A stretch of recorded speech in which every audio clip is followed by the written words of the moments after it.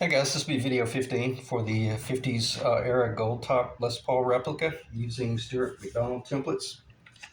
And I've got just mostly just general conversation tonight. So if you guys are interested in watching some power tools, you might want to check out of this one because I'm just going to keep it very general in conversation because we're at a threshold, we're at a point to where it's time to make a final call because from here on out, once you pull the trigger on a certain tool, it's going to truly define the direction that you take the guitar.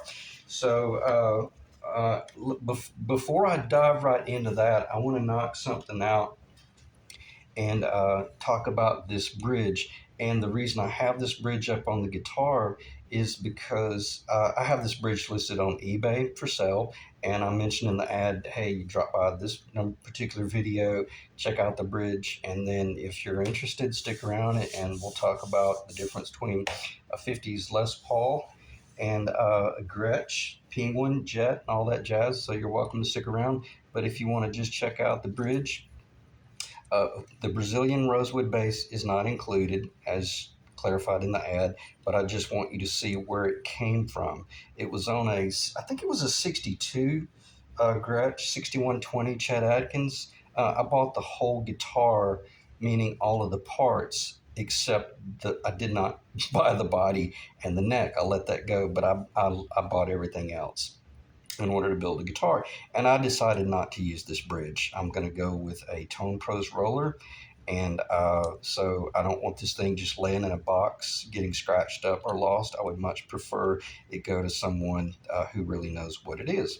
So the what is included, and I'm only going to spend about 5 minutes with this tops, and then we'll get back into building a Goldtop Les Paul.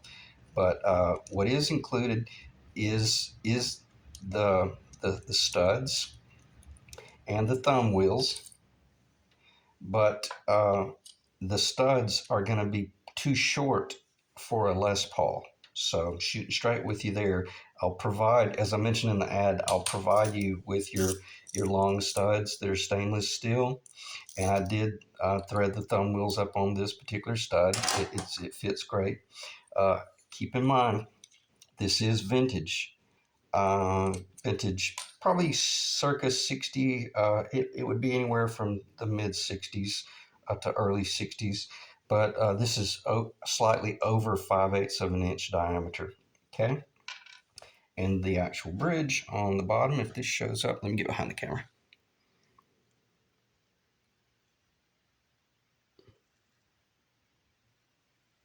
Okay, so it has the patent number on it, and it is the wired bridge. It has never, and I mean, I put this thing under a microscope, magnifying glass. It is the original 1 and 15/16 inch string spacing. So it's perfect. In other words, you could tell it was cut by either Gretsch or by Gibson. So it's never been messed with. All right. So chrome, beautiful. It's just vintage enough to be called vintage. I didn't clean it. I'm not going to clean it. But again, I just wanted you to be able to see that. If you got any questions, let me know about that. Now, now let's transition into building this guitar. Um, Let me get this back on here because I need to have this as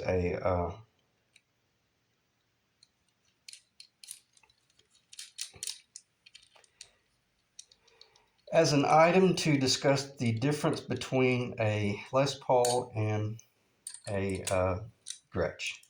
And when I say Les Paul versus Gretsch, I'm talking about the 1950s. All right, so let me look at my small list here, and this will keep me on point.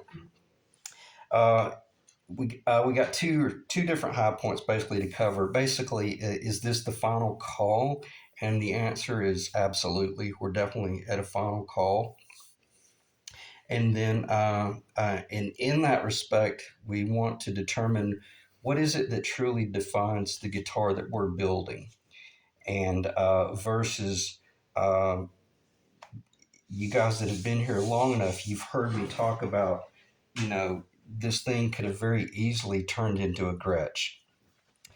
like a Silverjet or a Penguin, or we could have turned it into a hollow body. I'm not going to revisit any of that stuff, but the reason I have this bridge up on the guitar is so that the short is the difference between those two guitars is night and day. But from a luthier standpoint, when you're at this point right here, the only difference is a quarter of an inch. Meaning, and I've got some little blocks that I built, but for the most part, the Les Paul, the difference is the Les Paul fretboard is very streamlined and laying directly on the body on a 4-degree pitch, and the actual Gretsch, the Silverjets, the Penguins, the Duosonics, and all that stuff, um, they were raised up approximately a quarter of an inch. Now, obviously, the Silverjet was not a tenon guitar, it was a dovetail. But the reason I want to talk about this stuff is because I want you guys to realize that you can always change gears. And this is the reason why I didn't want to do any of the pickup work routing yet. I didn't want to do any of the potentiometer routing, the three-way, any of that jazz. Excuse me, because I wanted to let you know that don't corner yourself, paint yourself into a corner on the front end, because you may change your mind later on, or you might be on eBay and you might be cruising around, like a great white off the Australian coast, and you trip up on something like this and you get it for nothing, which I pretty much did. I got this thing for a song, and then along with that came these 1962, 63 Gretsch Filtertrons, authentic, matching set, gold, and then obviously all of the let me get this, make sure that doesn't get lost. Even has the original screws. All right, let me get back on point. So where I'm going with this, uh, if you trip up on all that stuff like that, all these vintage knobs, you might decide that you like the Gretsch more than you realized, only because it'd be a phenomenal guitar to build. And what's the difference in the build? Very little, very little. Especially the fact that we've got a chambered guitar here. Am I getting ready to turn this into a Silverjet or a Penguin? No, it's not what I'm saying. But I just want you to realize that it's the same process.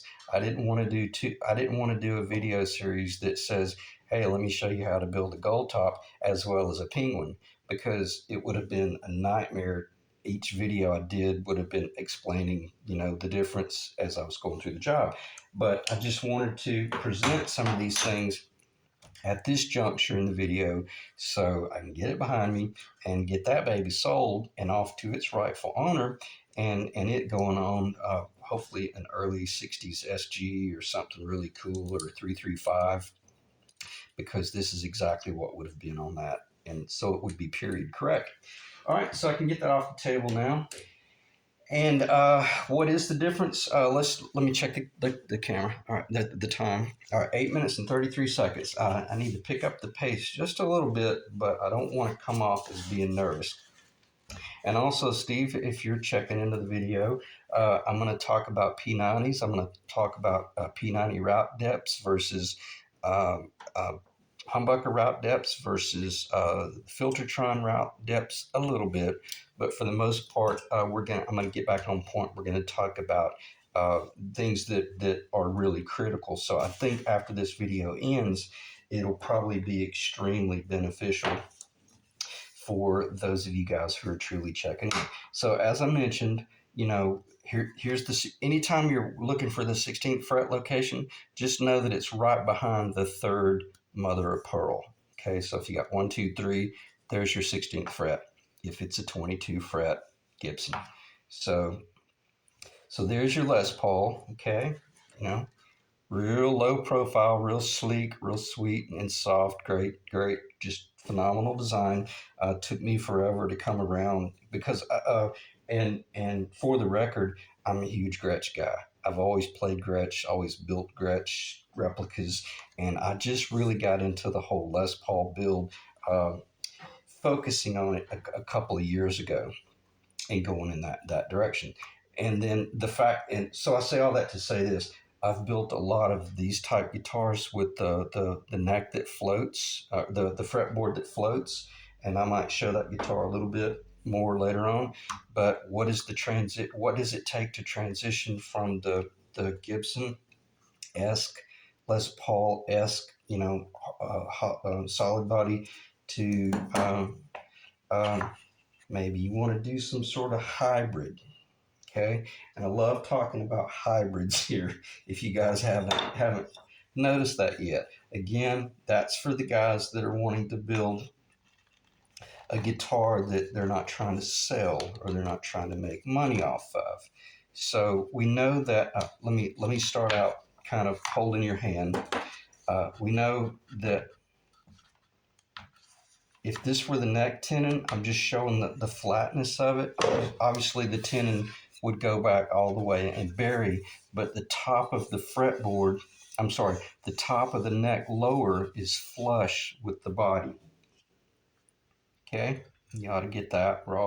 We all should be on the same page. So once that neck joins this body, it doesn't have to have the fretboard attached to that neck lower. After you install that, you can then glue the fretboard on. Okay, now we change gears here, and we're going to talk about what if you uh, what if you decided you want a Bigsby. You are a huge Bigsby fan, and I got to tell you, they'll probably bury me with that Bigsby over there because I love the B3 Bigsby. I don't like the B7. And I'm going to be really honest. The B7 on a Les Paul, the Les Paul is already a tank to begin with, and then you put a B7 on the Les Paul. There's a lot of mechanical stuff going on there. It's heavy, it's big, it's bulky, and you got to be really good when you're building a guitar. If anything, you might even want to lower the angle of the neck down to 3.5 degrees and drop everything down real low so you get a better functionality. Okay, so let's not go there, but let's say that we're really wanting to do the Bigsby thing on a guitar, and we know for a fact we just don't like the hardtail. We're just not into the hardtail at all, and that's okay. Some like them and some don't. Some like a soft tail, and some like 4 speed, and some like 5 speed. Okay, but what's the difference? Quarter of an inch. Okay, and where I'm going with this is this will make sense in a little while. Just kind of bear with me while I shuffle through the Texas sound here. That's basically what you would need to do if you were going to install a B3, because the B3 is the little brother or the little sister to this is the B6 to the B6. So what I have on that guitar is exactly pretty much where the B3 would land, and the strings come over the top of the bar. Well, there's no way that you're going to go with this bridge right here with that Bigsby, because it's not without some sort of bar up here. I'm sorry, the bridge is up here. Apologize for that. So enters the B7 with the front roller, and then at that point, once the strings come off the back of this bridge, they're on a pretty sharp angle, and it just ends up being a tuning stability issue. So, in order to make it work, in steps the Gretsch design with the bass, and you might and visually you're looking at that and you're thinking, good lord, man, it's like a half-inch taller than the traditional Gibson. Actually, it's not. It's amazing. It's only another quarter of an inch. Okay, so you raise the whole bridge up a quarter of an inch. Now you can run the B3. Now uh, who's to say you couldn't still do this design? You could do a custom. If you could do the Les Paul custom. You could do the burst with the trapezoid. But that's it. And how am I so confident about that? because I know that I'm flat on the fretboard right there. And if you can see that, if I just tilt it too much, it's going to fall apart and it's going to slide off the table. But once you raise that bridge up just about another 16th of an inch and it's floating off the fretboard up here, uh, you've got a Silverjet, you've got a Penguin, you've got a hybrid custom guitar that we started out as a Les Paul, or that started out as a Les Paul, and now we've built something that is unbelievably tasteful and unbelievably functional as well. So uh, if if that doesn't keep you up at night, I don't know what will, because uh, it's a design I have not done yet, and I probably would not, because I'm the world's worst about getting myself in trouble doing that whole hybrid crap, and I got to stop doing that, because for the most part, it's not that you're not able to build an incredible guitar, but it shocks the you know what out of most people, and they don't know what to think, and you typically can't give them away. So if you do go this route, make certain that you don't end it with that right there. Okay, you need to end it with either the penguin-esque design and or the vintage Silverjet design with the real sweet narrow uh, headstock. I'm talking about headstock shapes. So in other words, if you go that route, then stick to it and knock yourself out. All right, I'm gonna pause briefly and I'm gonna get reorganized, and then we're gonna talk about pickups. We're gonna talk about routes and all that jazz. Okay, let's dive back in. I was kind of contemplating discussing what truly defines a 50s Les Paul. And I will mention the neck briefly, but for the most part, I'm just going to talk about what defines a 50s Les Paul once we get to the body and everything that goes on in the body.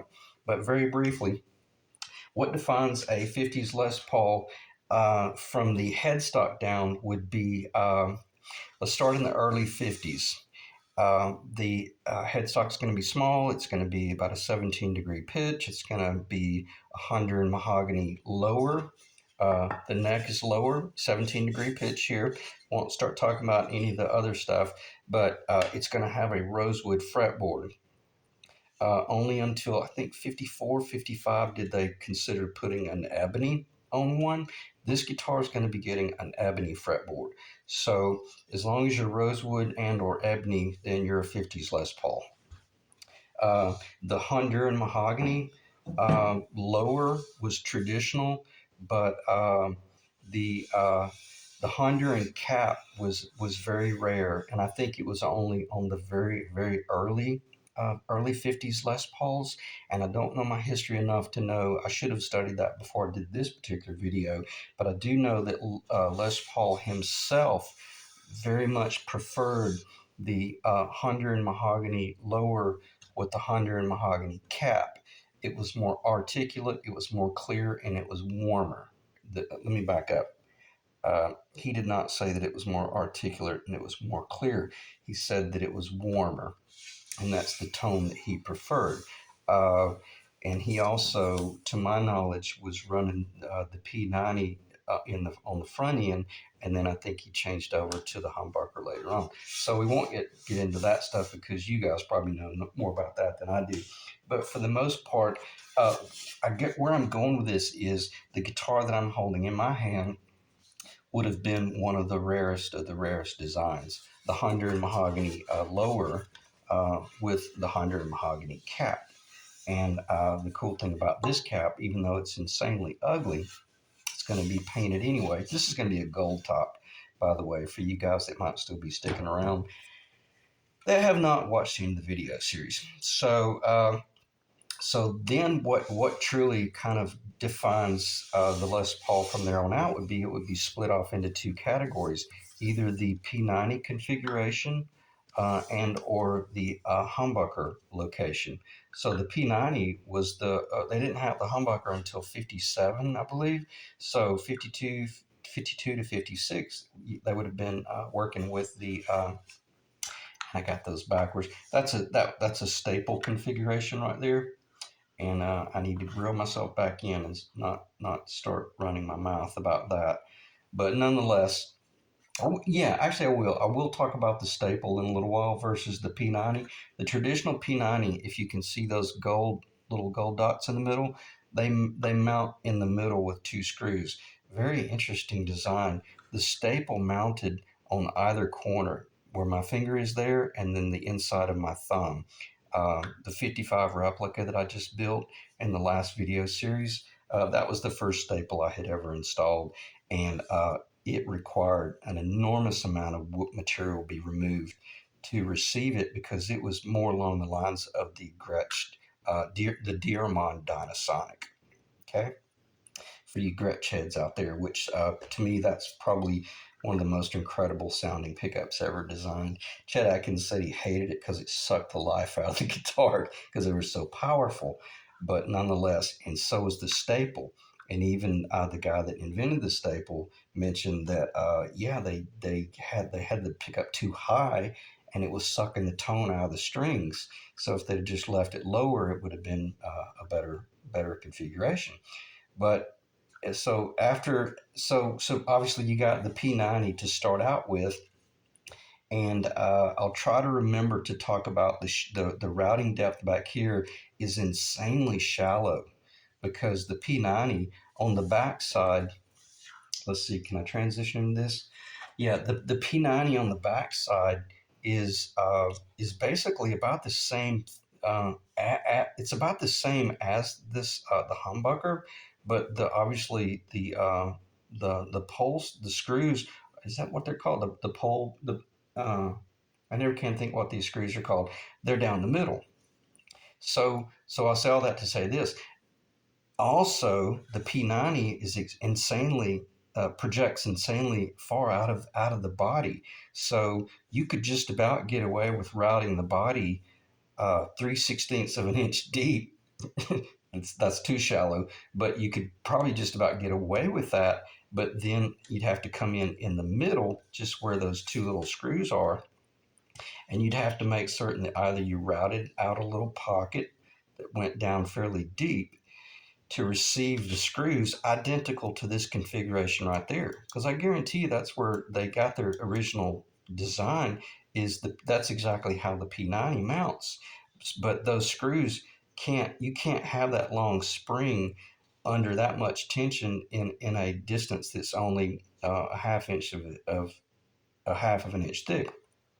So that's what I meant. The middle's got to be much deeper, or you drill two two long holes that end up being spring pockets. And I'm gonna stop talking about that because I don't have any drawings, and the fact that I don't have one in front of me to show it to you, I'll segue into this. If you're interested in that, visit my past video series called um, building a 50s burst or Black Beauty custom per StewMac templates, and it'll be video 37. Video 36 covers it a little bit, but video 37, I devote a lot of attention with pickup in hand, with screwdriver in hand, and I discuss the whole process. Again, that route's insanely deep up there for for the staple, but probably not as much for a traditional P90 because it shouldn't have all that crazy bottom. So let me do this. I think this will help me as well as you guys as well, because I've never seen anyone do this. We do know that the neck location humbucker versus the bridge location humbucker requires deeper a deeper route on. I'm gonna slide this back if I can. Got too much in my hands here. Okay, so we got an acrylic guitar here. Let's what did I do with my? I had a little stick or a little board. Okay, now just look at the. Let me see if I can get this wiring out of the way.